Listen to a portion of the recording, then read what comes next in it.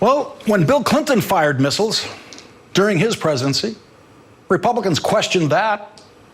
They questioned whether that was to distract attention from the Monica Lewinsky scandal, and that was a legitimate question. You couldn't possibly get through covering that story without having that question come up, because the president was deeply involved in a scandal. And the missiles changed the subject, as the missiles always do. Missiles always change the subject.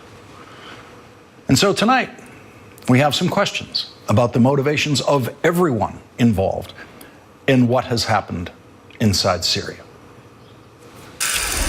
The United States took a very measured step last night. We are prepared to do more. She's clearly telegraphing a deeper involvement in Syria, which, again, several days ago was not a key priority for the Trump administration.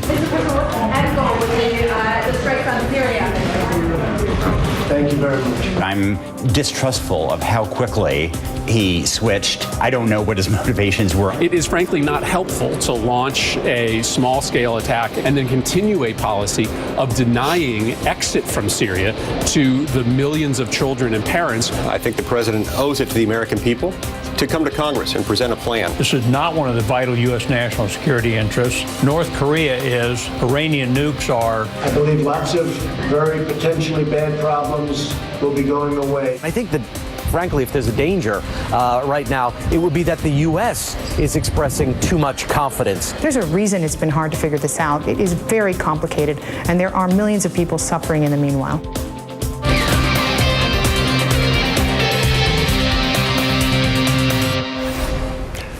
It's perfect. Just perfect. I wish it wasn't. If Vladimir Putin, if Vladimir Putin masterminded the last week in Syria, he has gotten everything he could have asked for. Vladimir Putin was essentially the man in charge of making sure that Syria got rid of all of its chemical weapons under a deal with the Obama administration. And so it makes perfect sense to question whether President Bashar al-Assad would have checked with his most important patron, Vladimir Putin, before using chemical weapons that Vladimir Putin was supposed to have helped get rid of. It would be terribly embarrassing to Vladimir Putin if President Assad had exposed Vladimir Putin as having completely failed to get rid of those chemical weapons. You wouldn't want to be Bashar al-Assad in a conversation with Vladimir Putin after that, unless you had a conversation with him before that. Unless Vladimir Putin said, I have an idea. Go ahead. Do a small chemical attack. Nothing like the big ones you've done in the past.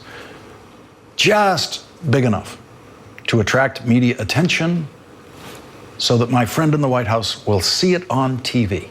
And then Donald Trump can fire some missiles at Syria that'll do no real damage. And then the American news media will change the subject from Russian influence in the Trump campaign and the Trump transition and the Trump White House. It's perfect. It doesn't just change the subject.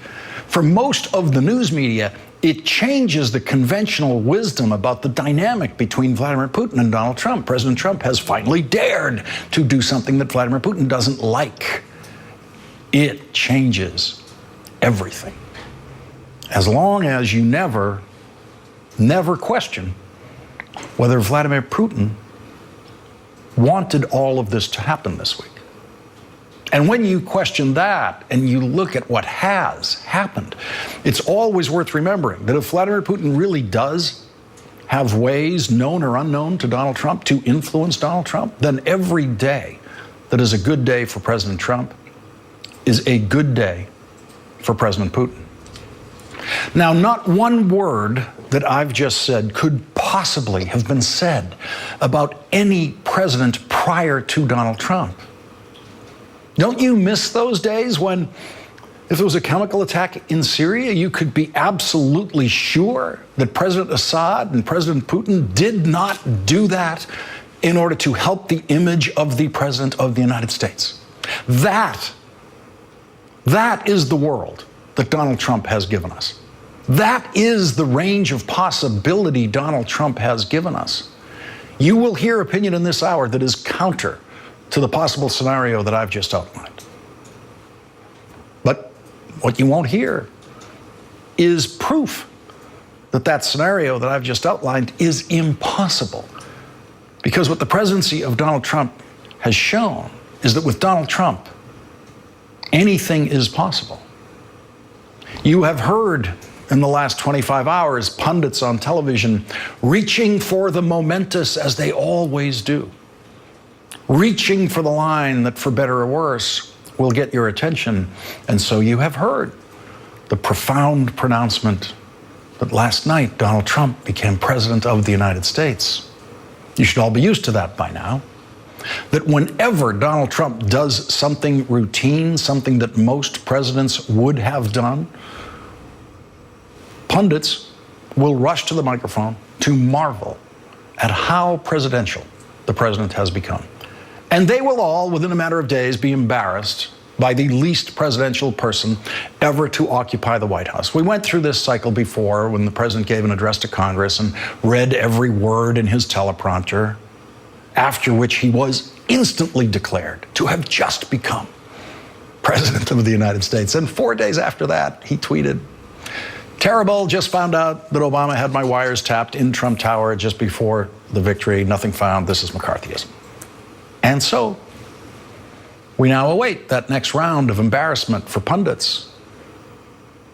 And we look back on the days when we could be absolutely certain, and I mean 100% certain, that Vladimir Putin did not conspire to kill people as a way of helping the image of the President of the United States.